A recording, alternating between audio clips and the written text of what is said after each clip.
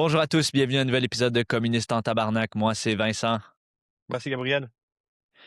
Et aujourd'hui, on voulait discuter un peu de la situation mondiale plus généralement, avec la guerre en Iran qui fait rage, les États-Unis et Israël qui continuent leur bombardement. Beaucoup dans la gauche, mais dans le monde en général, se questionnent ou ont des discussions à savoir quelle est la source, l'origine vraiment du chaos qu'on voit sur la scène internationale, que ce soit avec l'Iran, mais aussi dans d'autres conflits, en Ukraine, la situation économique mondiale. Et là, si on se focus particulièrement dans la gauche politique, en tout cas, l'explication générale, ou du moins dominante qu'on voit par rapport au chaos, c'est vraiment la théorie des rivalités interimpérialistes. Et on a les États-Unis qui sont impérialistes, la Chine qui monte, la Russie qui monte, et c'est ces puissances impérialistes-là qui se battent un peu pour la domination du monde. Euh, Gab, tu as en fait écrit un article récemment qui s'appelle La Ouais, fausseté de l'analyse interimpérialiste, que tu as présenté à la rencontre des forces internationalistes, une rencontre qui va avoir lieu en mai à Paris. ouais, Euh, et donc, comme le dit le titre, La fausseté de l'analyse interimpérialiste, explique-nous un peu qu'est-ce que tu ouais. cherchais à faire un peu avec cet article. Ouais, ben c'est vraiment d'essayer de situer comme la période politique correctement pour qu'on puisse avoir les tâches correctes. Mais tu sais, je commence d'un constat un peu évident. C'est comme si tu fais juste regarder qu'est-ce qui se passe dans la politique mondiale, tu sais, depuis un an. Est-ce qu'on voit vraiment comme l'offensive comme de la Chine et de la Russie? Tu sais, c'est pas ça qui vraiment qui domine comme le contexte mondial. C'est vraiment les États-Unis qui continuent à être vraiment la puissance mondiale dominante. Tu sais, tout l'ordre aujourd'hui, c'est encore l'ordre américain. Et c'est vraiment ce qu'on voit vraiment, ce qui domine la politique mondiale, c'est vraiment les tentatives des États-Unis de maintenir son emprise sur le monde et qui est en train de vraiment agressivement attaquer, tu sais, un pays après l'autre pour comme défendre sa position qui est vraiment en train de s'effriter. Mhm. Donc, en fait, tu argumentes contre cette notion que la Russie et la Chine sont des puissances impérialistes montantes. Ouais, Euh, Puis quoi, c'est juste les ouais. États-Unis, en fait, qu'est-ce que tu veux dire exactement? Donc, c'est que le monde est juste caractérisé par les États-Unis. Genre. Comment tu peux Ben, expliquer ça avec la guerre en Ukraine, avec la Chine, tu sais, qui est de plus en plus puissante? ouais, ouais, on va y venir. Ouais. Je pense que, tu sais, il faut regarder chacun des pays un peu concrètement. Évidemment, tu sais, c'est clair que les États-Unis, l'Empire américain est sous énormément de pression en ce moment. Tu sais, c'est pour ça qu'il agit de manière de plus en plus irrationnelle et que Mhm, moins en moins de ressources. Mais si tu regardes comme, tu sais, en tant que marxiste, on essaie vraiment de regarder les choses dans leur développement. Tu sais, donc l'Empire américain, pas juste comme, apparu sur la scène de nulle part. Il s'est vraiment établi suite à un énorme conflit mondial, la Deuxième Guerre mondiale, qui crée ouais. énormément de destruction, où les États-Unis sont vraiment imposés comme la puissance dominante dans le monde. Et toutes Mhm, les institutions qui régissent encore le monde aujourd'hui, heu, tu sais, l'ONU, le FMI, la Banque mondiale, le dollar américain, tu sais, ont vraiment été établies, pour, vraiment chasser la domination américaine. Et après la chute de l'Union soviétique, ces institutions puis le monde américain est vraiment, devenu le dominant à travers le monde. Et mhm, donc ce qu'on est en train de voir, c'est il y a des tu sais, cette domination est en train de s'affaiblir et la Russie et la Chine, tu sais, ils poussent contre cette domination. Mais mhm, si tu regardes les choses tu sais, dans le monde, c'est pas la Russie ou la Chine qui vraiment oppriment le monde, tu sais, sur un niveau planétaire, tu sais, qui joue un rôle qui maintient la domination impérialiste à l'échelle planétaire. Et ils jouent évidemment des rôles réactionnaires, chacun à leur manière. Pas en train du tout de dire que l'intervention de la Russie en Ukraine est progressiste, ouais. mais c'est un rôle la Russie, par exemple, joue un rôle qui est plus régional. Hmm. D'accord. Plus régional.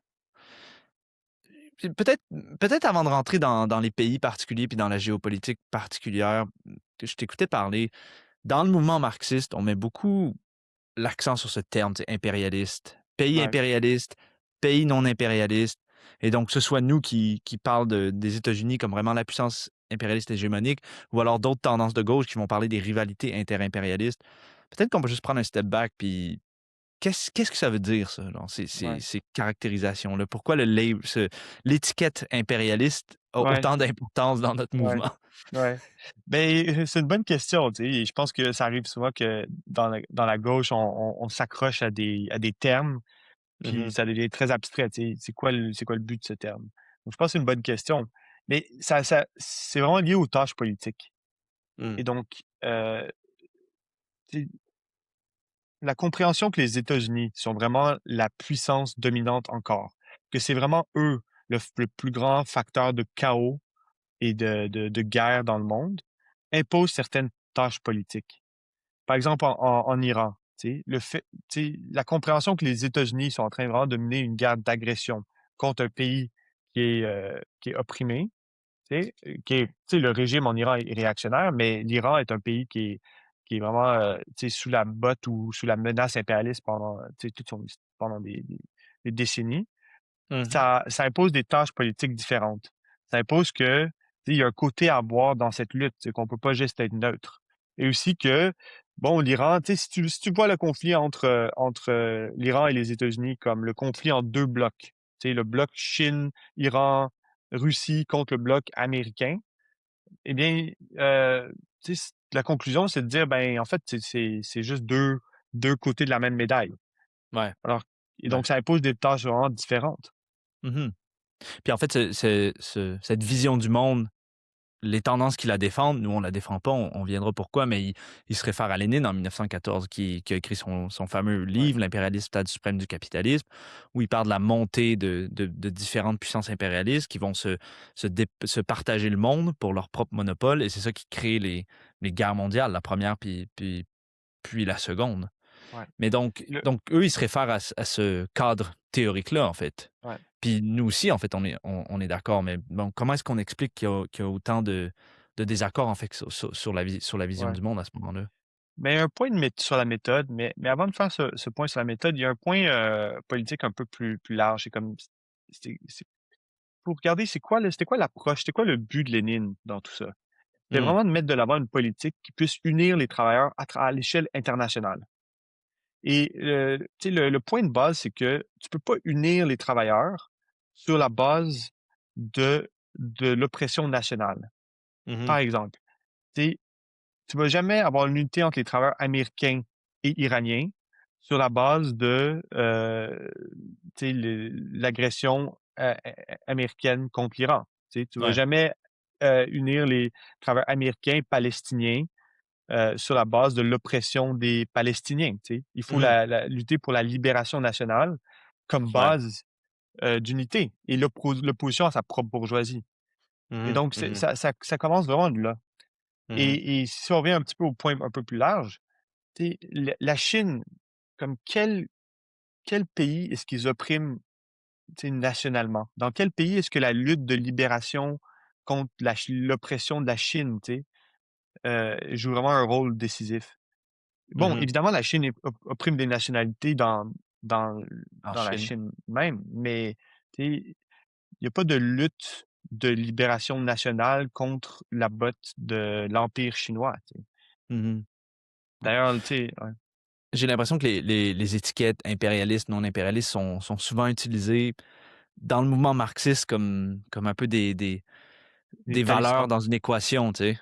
Ouais, ouais, C'est-à-dire impérialiste plus non impérialiste, ah, ouais, on défend. Impérialiste plus ouais, impérialiste, on est défaitiste, tu sais? Plutôt que réfléchir aux dynamiques politiques d'une guerre particulière ou d'un conflit en particulier, ouais tu sais, et les tâches.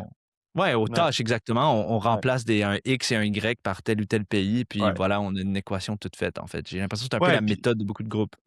exactement, tu sais, c'est vraiment, tu sais, est-ce que ça correspond aux 5 points de Lénine? Donc oui ou non, c'est impérialiste. Mais, Mmh. tu sais, une erreur aussi que beaucoup de gens font, c'est que, bon, Lénine dans tout son tu sais, dans, Impérialiste, stade suprême du capitalisme, toute sa polémique, c'est contre Kautsky, puis contre l'idée que l'impérialisme, c'est juste une politique, tu sais, Ouais, et lui, il insiste vraiment sur le fait que c'est un système économique, un stade de ouais. développement, puis c'est un système économique. Bon. Mmh. Mais Dans le contexte aujourd'hui, qui est quand même très différent à plusieurs égards du contexte de Lénine, beaucoup dans la gauche, maintenant, prennent l'analyse de Lénine et son point que l'impérialisme n'est pas une politique militariste en tant que telle, mais que c'est un système économique basé sur l'exportation des capitaux et tout ça, pour transformer l'impérialisme en un truc comme pacifiste en fond. Parce que beaucoup des gens qui pensent que la Chine, par exemple, est une puissance impérialiste, leur argument de fond, c'est que la Chine exporte des capitaux et la Mhm. Chine endette d'autres pays, etc. Ils font du commerce avec plein de pays, ils ont une grosse économie. t'sais. Mais, mais tout ça, c'est vraiment évacuer, en fait, l'essence même de l'impérialisme, qui est basé sur le militarisme quand même. Tu n'as pas d'impérialisme sans force, t'as pas sans force et sans oppression. Tu n'as pas Mhm. d'oppression sans militarisme, sans imposer ta force sur d'autres pays. Tout Mhm. l'impérialisme, c'est l'histoire de tout l'impérialisme, que ce soit l'impérialisme capitaliste ou l'impérialisme pré-capitaliste. C'est toujours basé Mhm. sur euh, la force, l'imposition par la violence d'un pays sur un autre. Hmm. Mais rentrons un peu dans le concret, parce que là, tu as évoqué la Chine deux fois déjà. Rentrons-y. La plupart des tendances marxistes pensent que la Chine est impérialiste. Ouais. Et l'explication va un peu comme suit. Il y aurait eu une contre-révolution capitaliste en Chine dans les années 80 ou 90, ça dépend des groupes. Et puis, suite à ça, dans les années 2000 ou 2010, encore là, ça dépend, la Chine serait passée d'un pays capitaliste à vraiment une puissance impérialiste montante. On cite notamment la Belt and Road Initiative, tous les investissements massifs qu'ils font en Afrique, en Amérique latine, dans d'autres pays d'Asie. Bon, là, tu viens de faire un point sur le commerce et puis le caractère soi-disant pacifique, mais tu sais, quelqu'un pourrait très bien répondre, écoute, la plupart des pays d'Afrique ont une dette assez énorme par rapport à la Chine. C'est Ouais. la Chine collecte des intérêts sur cette dette-là, contrôle beaucoup de minéraux, de différentes ressources naturelles, du moins c'est ces compagnies qui contrôlent ces ressources naturelles-là. Tu sais, par exemple, au Congo, la Chine contrôle la majorité du cobalt, par exemple. Ils prennent cette ressource-là, l'extractent du Congo, l'amènent en Chine pour faire des produits avancés. En quoi ça, ce n'est pas de l'impérialisme classique, tout comme l'Angleterre le pratiquait il y a un siècle? Ouais. Tu sais, comment est-ce que tu peux te dire que ça, ce n'est pas impérialiste? Ouais. Écoute, je suis pas en train de dire que la politique étrangère de la Chine, elle est progressiste ou que ce qu'ils font en Afrique, c'est super et tout ça. Évidemment, non. Évidemment, il y a plein il y a de l'exploitation en Mhm. Afrique et à travers le monde, faite par les capitalistes chinois et par la bureaucratie chinoise. Bon, Mhm. ça, c'est vrai. Mais au niveau pour vraiment avoir une dynamique impérialiste, d'oppression nationale, il faut, il faut qu'il y ait la contrainte. C'est pas juste un système qui marche juste par les lois économiques du marché. Il faut la contrainte, il faut la force.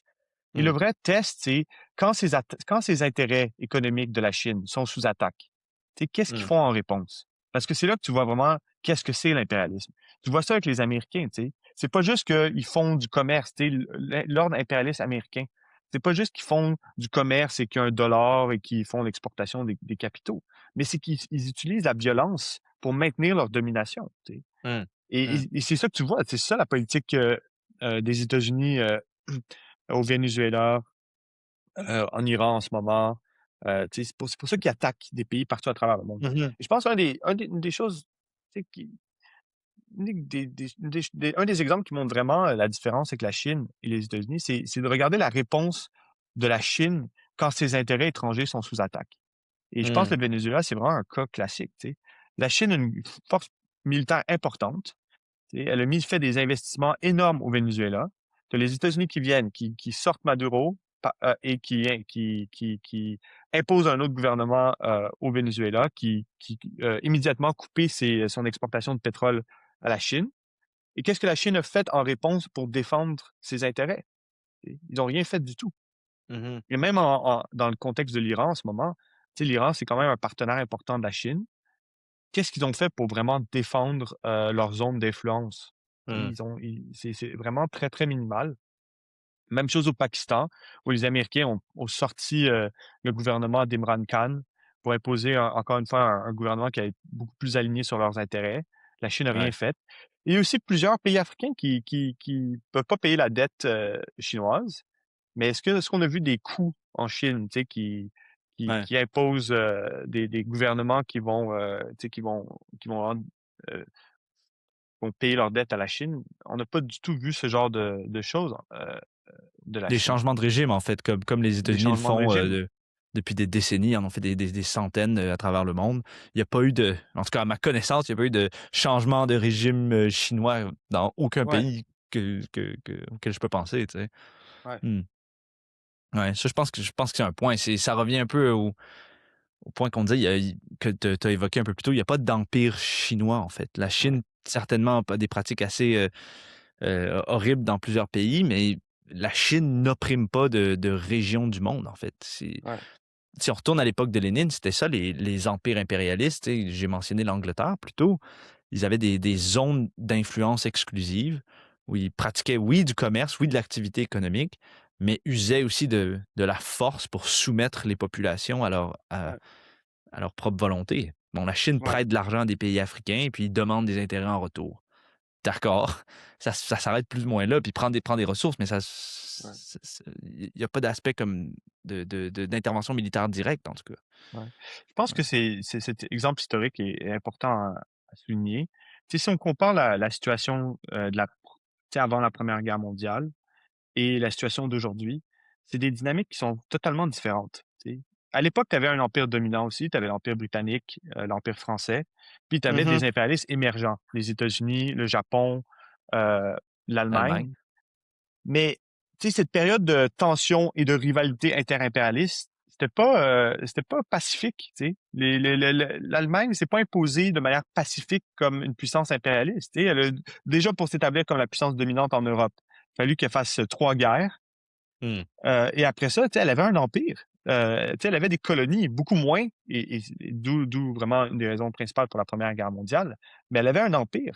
Même chose, même les Américains qui étaient, tu sais, le plus pacifiste des impérialistes montants, tu sais, c'était quand même pas pacifiste du tout. Tu sais, ils ont eu tu sais, ils ont une guerre avec avec l'Espagne pour dominer leur zone d'influence.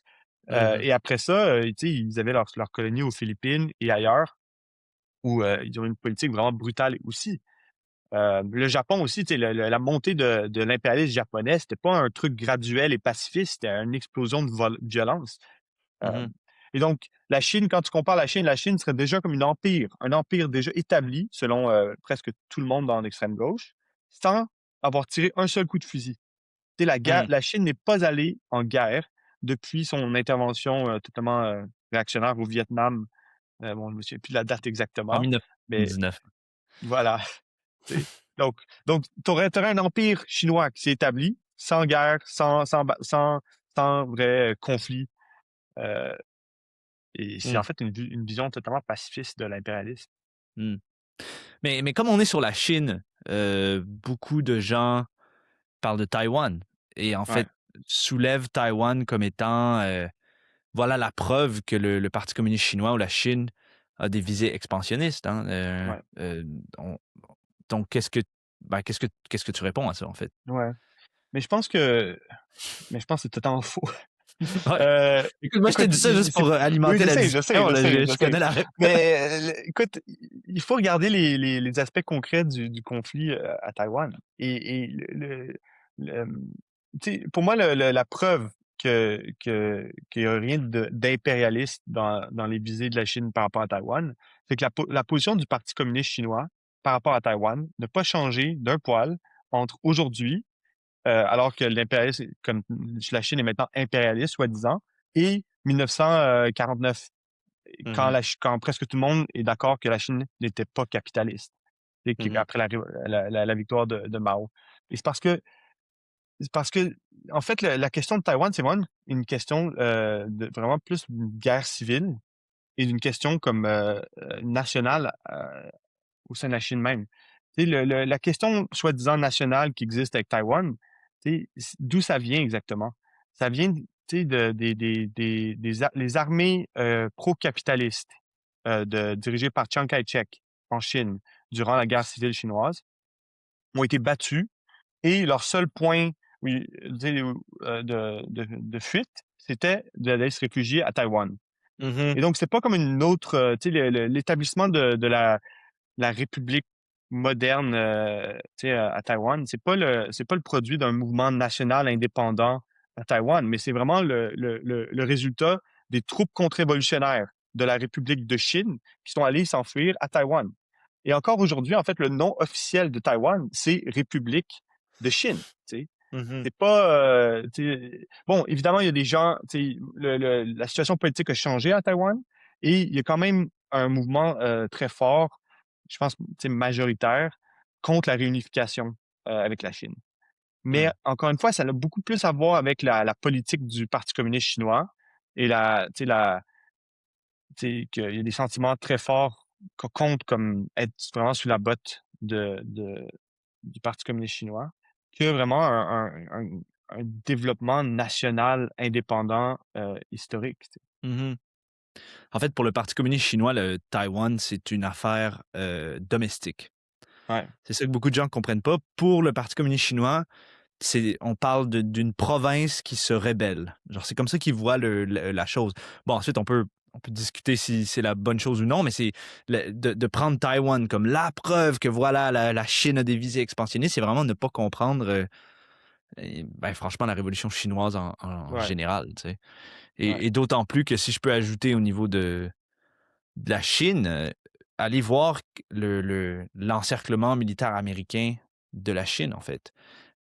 Taïwan, en ce moment, est quand même utile pour les impérialistes américains parce que ça sert un peu de porte-avions naturel ouais, pour les Américains.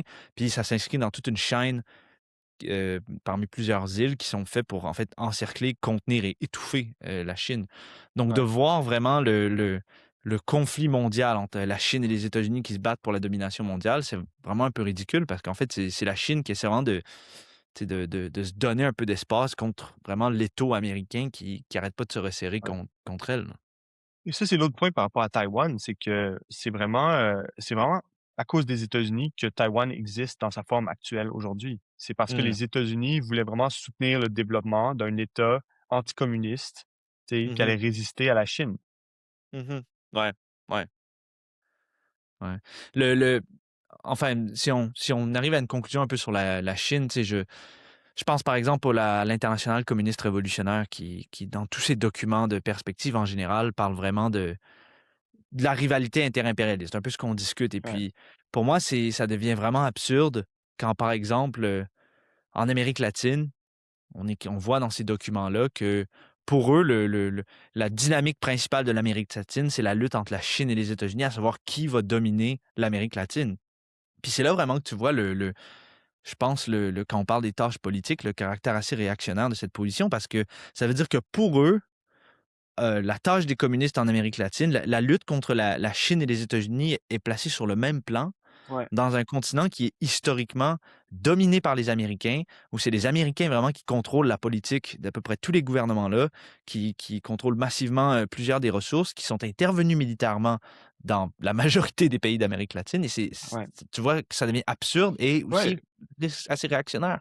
pour eux, que la Chine construise un port au Pérou, c'est la même chose que, tu sais, c'est sur le même niveau que les États-Unis qui attaquent le Venezuela. Tu sais, ça, c'est Mhm, la c'est le même phénomène. Alors que, comme on l'a dit déjà, tu sais, on n'est pas en train de dire que le rôle de la Chine est progressiste en Amérique latine ou quoi que ce soit. mhm, Tu sais, que sa politique est vraiment guidée par l'internationalisme, loin de là. mhm, Mais c'est juste pas la même chose que les États-Unis. C'est pas mhm. le même phénomène. Et je Ouais. pense que, tu sais, au-delà des définitions puis tu sais, des cadres qu'on peut donner, il faut juste regarder un peu clairement à la dynamique mondiale actuelle, tu sais. C'est simplement pas on est simplement pas en train de voir 2 puissances en train de monter, tu sais, et Mhm, tu sais, en expan tu sais, on n'est pas en train de voir une politique expansionniste de la Chine. C'est pas ça qui est en train de dominer du tout la politique mondiale, mhm, OK? Même si la Chine, comme son poids, économique dans le monde est énorme.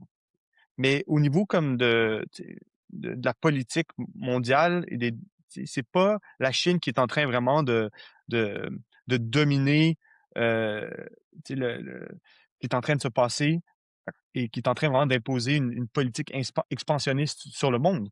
Ce qu'on voit, c'est vraiment le contraire. C'est les États-Unis qui sont en train de vraiment défendre leur position de manière de plus en plus irrationnelle et de plus en plus agressive. mhm. Ouais, et puis en fait, nous, la critique qu'on a fait de la Chine ou du Parti communiste chinois, je vais laisser de côté un peu la question du caractère de classe Ouais, du régime. On pense pas que c'est un régime capitaliste, plusieurs dans la gauche pensent, mais nous, en fait, la critique qu'on a fait du Parti communiste chinois, c'est justement de ne rien faire, en fait, face à l'offensive américaine, ouais, de rester plus ou moins les bras croisés, d'invoquer le droit international, alors que eux, les ouais, États-Unis, le déchirent, le mettent aux poubelles et ils vont vraiment à ouais. l'offensive. En fait, la politique, de la Chine correspond vraiment, en fait, à la perspective stalinienne de coexistence pacifique avec l'impérialisme. Et ça, ils expriment ça de manière très explicite, en ce moment avec leur politique, tu sais, leur slogan «Do nothing, win». Tu sais, fait rien et gagne. Bon, je Ouais. pense que c'est un peu un meme, mais ça explique comme ça reflète quand même, tu sais, une politique assez consciente du Parti communiste chinois. C'est que, bon, nous, on va tu sais, on va se développer nous-mêmes, on va développer notre économie, on va essayer d'être de plus en plus, tu sais, tu sais, de dépendre, tu sais, de ne pas dépendre, des États-Unis ou de qui que ce soit. Mais on va pas vraiment essayer de vaincre les États-Unis. Tu sais, on va pas vraiment essayer de mettre un terme à l'oppression, américaine. On va pas essayer de vraiment mettre un terme, au monde, impérialiste tel qu'il est organisé aujourd'hui. Mmh. Ouais. Si on continue un peu dans notre exposé, la Chine, une autre des puissances qu'on ne peut pas accuser d'avoir rien fait ou d'être soi-disant pacifique, c'est quand même la Russie. En Ouais, 2022, ils ont attaqué l'Ukraine. Ils ont quand même fait preuve de plus de, je sais pas, de détermination quand même ouais, à pousser les États-Unis. Ils ouais, attaquent l'Ukraine. Évidemment, il y a toute une pléthore de gauchistes dans la gauche qui utilisent la guerre en Ukraine pour montrer, voilà, la preuve irréfutable, tu sais, que la Russie est un pays impérialiste. Puis par rapport à ton argument que tu faisais sur la Chine d'un impérialisme pacifique, ouais, la guerre en Ukraine quand même montre, évidemment ça n'a rien de pacifique, montre quand même que voilà un impérialisme qui s'affirme par la guerre, par les moyens plus ou moins classiques, envahit ouais, l'Ukraine. Alors qu'est-ce que tu réponds à ces gens-là? ouais. Je pense ouais, le cas de la Russie est un petit peu plus compliqué, mais je pense que déjà ce qui est important de voir, c'est le rôle de la Russie au niveau mondial. Et quand tu regardes, tu sais, au niveau, par exemple, économique, au niveau de Ouais. l'économie mondiale et de l'exploitation des travailleurs à une échelle mondiale, la Russie ne joue vraiment pas un rôle dominant. C'est pas, tu sais, c'est pas la Russie qui opprime les travailleurs à travers le monde. Tu sais, la Russie joue un rôle dans sa région et la guerre nous, on voit la guerre, heu, en Ukraine comme un conflit qui est régional, tu sais, où Mhm, la Russie est vraiment en train de défendre sa sphère d'influence dans sa région. Mais c'est pas, tu sais, le rôle de la Russie et des États-Unis dans le monde est qualitativement différent tu sais, à notre avis. mhm, Et je pense que ce qui est vraiment important, c'est de regarder la dynamique un petit peu plus longue en Europe de l'Est, tu sais. Ce qu'on voit, c'est pas un développement puis une expansion russe.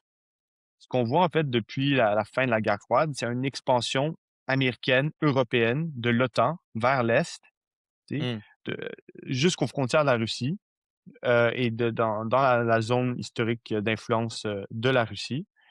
Et ce qui s'est passé, c'est que tu as une expansion, une expansion, une expansion vers l'Est jusqu'à ce que la Russie, finalement, riposte et trace vraiment une ligne rouge.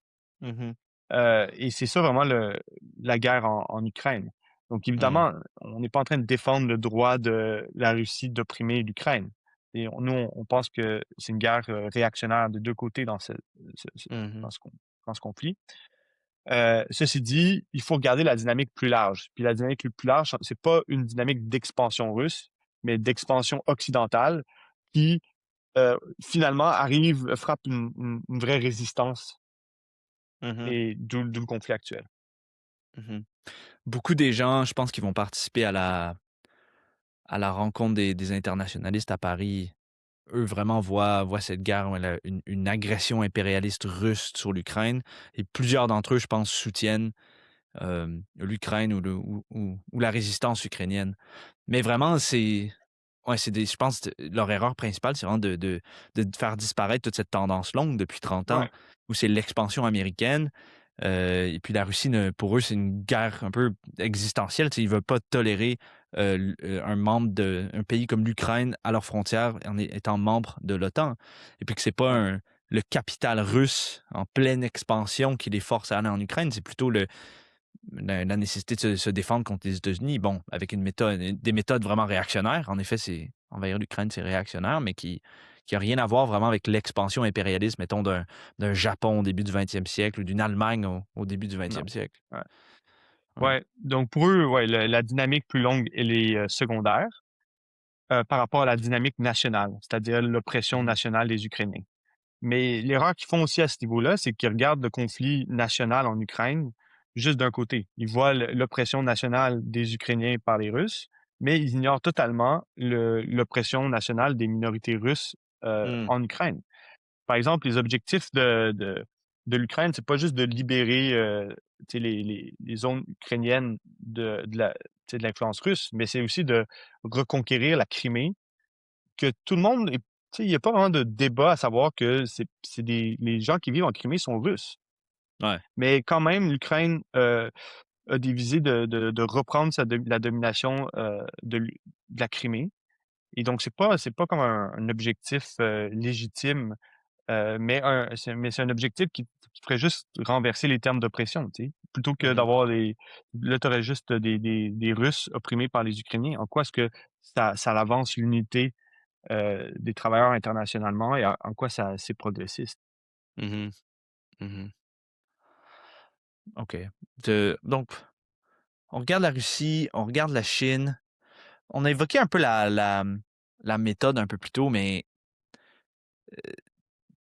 selon toi, pourquoi est-ce que, si on y revient un peu, pourquoi est-ce qu'il y a autant de confusion sur cette question? Pourquoi est-ce que tu sais, les faits qu'on vient d'évoquer en ce moment, genre, sur la Chine, sur la Russie, pourquoi c'est pas Ouais, évident à ces groupes, aux autres groupes?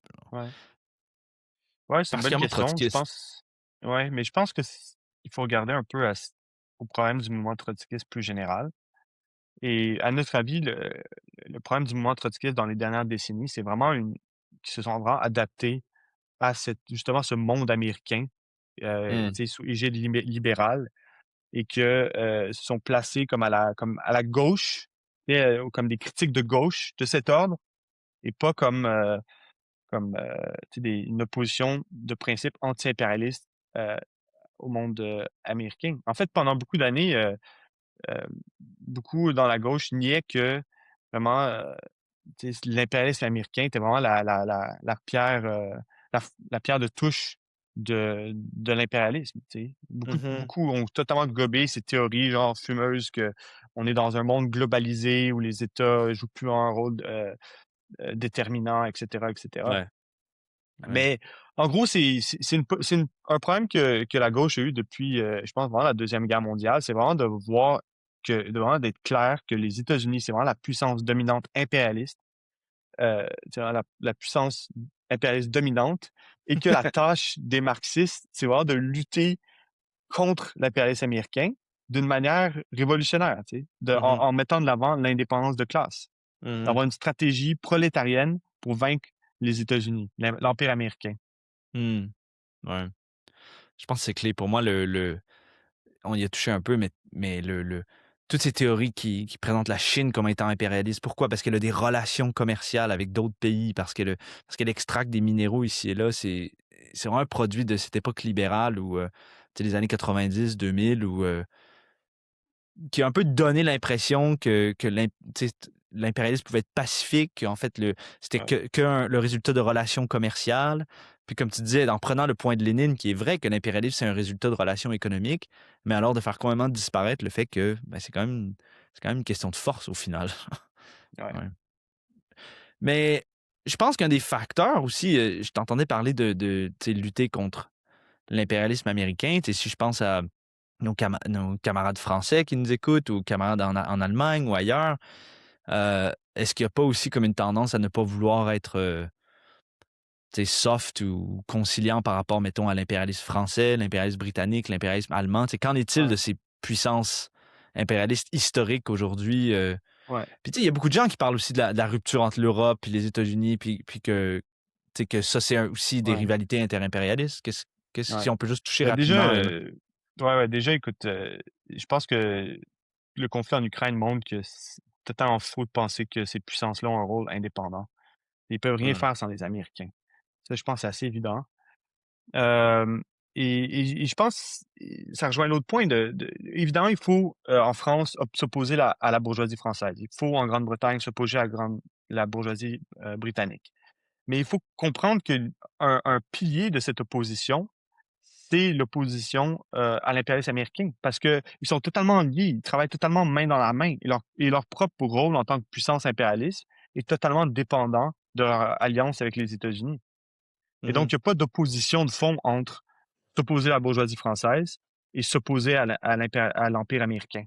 Mmh. En fait, c'est une lutte. Mmh.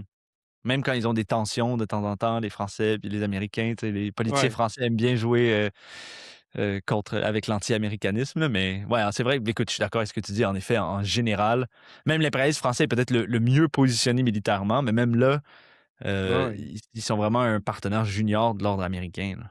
Leur poids dans le monde reflète leur alliance avec les États-Unis et pas leur puissance économique et militaire indépendante. Ouais, en effet. Je pense que beaucoup de marxistes restent un peu, heu, des fois dans des cadres parce que, tu sais, quand tu lis Lénine, il parle justement de la France, de l'Angleterre, de ces puissances-là, mais tu sais, Lénine écrivait en 1916, tu sais? Ouais, Le monde a changé depuis, puis je pense que c'est ouais, vrai que même si ces puissances, bon, sont encore formellement impérialistes, ils peuvent rien faire. Tu sais, ils sont vraiment faut vraiment que tu regardes leur poids dans le monde par rapport à l'empire américain. ouais. Mais tu as vraiment une situation vraiment particulière, après la Deuxième Guerre mondiale, où Mmh. les impérialistes sont vraiment forcés dans un bloc commun à cause, de la supériorité de la puissance américaine d'un côté et de l'existence de l'Union soviétique et du bloc soviétique de l'autre. Donc ça Mmh. a vraiment donné lieu à des conditions vraiment très particulières. Il faut Mmh. comprendre ces conditions et comprendre les points fondamentaux de Lénine à travers, tu sais, les dans la situation concrète. Mmh. Mmh. Mais venons-en un peu aux implications politiques. On y a touché un peu durant toute notre conversation, en fait, mais je pense que là, c'est un peu plus clair, mais peut-être tu veux résumer un peu en général. C'est quoi vraiment les implications politiques de considérer la Russie ou la Chine comme étant des puissances impérialistes et puis le monde comme un caractérisé Ouais. par ses rivalités? Mais déjà, c'est tu peux rien comprendre de ce qui se passe dans le monde et Mmh. si tu ce cadre d'analyse. Parce que, ça correspond simplement pas aux dynamiques actuelles. Comme j'ai répété plusieurs fois, la dynamique actuelle, c'est pas la montée de puissance, tu sais, Mmh. de différentes puissances impérialistes, mais vraiment l'empire américain qui est en train de se désagréger avec tu sais, divers conflits régionaux et points de tension Mmh. régionaux. C'est ça la dynamique qu'on voit devant nos yeux. Donc, il y a ce point-là plus analytique. Au niveau, politique, le point de fond, c'est il faut comprendre, que la tâche de l'époque actuelle, c'est vraiment de lutter pour une fin progressiste à l'empire américain, à la domination américaine. C'est vraiment ça la tâche. On doit lutter pour que tu sais, cette désintégration de l'empire américain se fasse sur des bases progressistes. Mmh. Mais si tu comprends pas, vraiment les dynamiques, tu peux pas poser ces tâches. Tu peux pas Mmh. poser cette tâche. Et finalement, j'en reviens à un point qu'on a déjà discuté aussi avant, c'est la question de l'unité des travailleurs à travers le monde. Il faut Ouais. comprendre le rôle dominant des États-Unis et pour être capable de vraiment, mener des luttes politiques qui permettent l'unité des travailleurs à travers le monde. L'opposition à l'impérialisme américain est la tu sais, la base nécessaire pour commencer à forger cette unité. Mmh. Mais justement, oui, je pense que tu as raison, mais j'imagine que le si on prend, mettons, des travailleurs en Chine, là, Ouais, pourquoi, tu sais, ce qu'ils diraient tous ces gens à qui on polémique depuis tantôt, ce serait, ben, non, justement, c'est l'opposition à la bon, eux, ils diraient la classe dirigeante chinoise ou bon, ouais, je sais pas, le régime chinois, peu importe comment on veut l'appeler, ouais, c'est ça la tâche numéro un des communistes, tu sais, pour comme mais je sais pas si tu peux répondre à ça un peu? ouais. Mais ouais, je vais comparer le rôle en Chine aux États-Unis. Aux États-Unis, l'argument qu'il faut faire au sein de la classe ouvrière américaine, c'est que la politique de leurs dirigeants, d'aller faire des guerres partout, c'est vraiment contre les intérêts des travailleurs américains. Que ça crée la misère aux États-Unis même, que ça, tu sais, que tu sais, c'est les travailleurs américains qui vont mourir au combat, et cetera, et cetera. Mais la dynamique est différente en Chine. En Chine, ce qu'il faut faire, c'est montrer que la politique du Parti communiste chinois, sa conciliation de l'impérialisme, son Mmh. refus, en fait, de défendre les opprimés à travers le monde, sa conciliation des capitalismes au terrain à l'intérieur même de la Chine. Ça ouvre, ça ouvre la Chine aux attaques des impérialistes et, et ça nuit à la défense des conditions des travailleurs en Chine. Donc l'argument est différent. Et Mmh. t'as pas, justement, comme tu n'as pas une politique impérialiste en Chine, tu peux pas faire le même argument. En quoi est-ce que la politique de la Chine euh, au Moyen-Orient crée l'instabilité en Chine? Mmh. C'est justement parce qu'ils sont pas en train d'aider l'Iran que la position de la Chine est affaiblie et que les conditions Mmh. des travailleurs chinois sont affaiblies. Mmh. Mmh. Je sais Ouais, pas si l'argument. ça se tient, ce Mmh. que je raconte. Mais si tu le Ouais, fais, mais mettons, faisons l'argument un peu contraire. Genre, si tu, quoi, tu vas aller argumenter aux travailleurs chinois que leur ennemi principal est vraiment juste dans leur propre pays, alors que la Chine est encerclée militairement par des bases militaires, alors que la Chine essaie rêverait en fait de renverser le gouvernement chinois pour mettre un État fantoche. ouais, Et puis que la Chine elle-même, si tu dis un tout petit peu l'histoire de la Chine, une des raisons pour laquelle la République populaire a développé une armée relativement puissante, c'est entre autres parce qu'il y a un souvenir assez profond dans la Chine d'un siècle d'humiliation, genre où la Chine ouais, était vraiment départagée par un paquet de puissances impérialistes. Les ouais, communistes vont jamais convaincre les travailleurs chinois avec des arguments du type ah ouais, votre ennemi principal est à Beijing, parce que ouais, ça ne correspond pas avec la réalité historique, mais aussi actuelle des travailleurs chinois, en fait. ouais, L'argument qu'il faut être fait doit être fait du point de vue de comment défendre le pays contre l'impérialisme et comment la politique du Parti communiste chinois fait fausse route sur cette question. Puis ouais, c'est un argument totalement différent, en fait, si tu y réfléchis une seconde, puis qui part du point de ouais. vue de s'opposer à l'impérialisme américain. Euh, Et ça nous ramène à l'autre point un peu sur la nature de la Chine et bon, on en discutera dans une autre vidéo plus en détail, mais ouais. pour les travailleurs en Chine, il y a quelque chose à défendre encore de la révolution chinoise, tu sais. Mm, La révolution chinoise a permis de sortir les impérialistes de la Chine, a permis d'avoir une économie nationalisée, il a permis de développer le pays, tu sais, contre les menaces impérialistes. Et donc c'est un gain, là. Ils voient ça comme un gain qu'il faut défendre. Et donc si mhm, tu veux miner l'influence du Parti communiste chinois, il faut poser cette lutte, tu sais, par rapport à comment est-ce que la bureaucratie chinoise mine ses gains, mine ses côtés progressistes. mhm, Heu, Pas en disant: «Ben, ah, la Chine, c'est pareil que les États-Unis». Ça va jamais marcher, en Chine. mhm. Ouais, en effet. Puis même au niveau de la Russie, écoute, on ne rentrera pas dans tout l'argument, mais c'est un argumentaire un peu similaire aussi, tu sais. Comme tu dis, les États-Unis avancent, avancent, avancent, et dans les 30 dernières années, ont vraiment cherché à aller aux frontières de la Russie Ouais, et vraiment menacer le pays. Ils cherchent vraiment à affaiblir le pays. L'argumentaire à faire, justement, c'est au niveau de la bourgeoisie russe. Et puis comment elle est capable de défendre le pays seulement par des méthodes de réactionnaire. spoliatrices, brutales, Ouais, réactionnaires, qui en fait, à long terme, vont, je pense, miner la défense de la souveraineté du pays, en fait. Bon, je dis pas ouais, que l'argument doit être développé sûrement plus, je suis pas un spécialiste, mais je pense que c'est comme ça que tu peux parler, en fait, à la population russe en général. ouais. Et comment Mmh. l'oppression des minorités au sein même de la Russie mine, en fait, Mmh. une résistance unifiée des travailleurs, heu, contre les États-Unis. Mmh. Mmh. Est-ce que tu avais un autre point à ajouter sur cette question? Je pense Non, qu'on a moi, fait le tour en je pense général. que ça fait le tour, ouais. Ouais. Écoute, je vais mettre l'article dont on a discuté dans la description, évidemment. Mmh. Mettez vos commentaires, mettez vos désaccords, on les lit tous. Et puis aimez la vidéo, puis partagez-la. Et puis voilà, on vous dit au revoir et à bientôt. Salut, à la prochaine.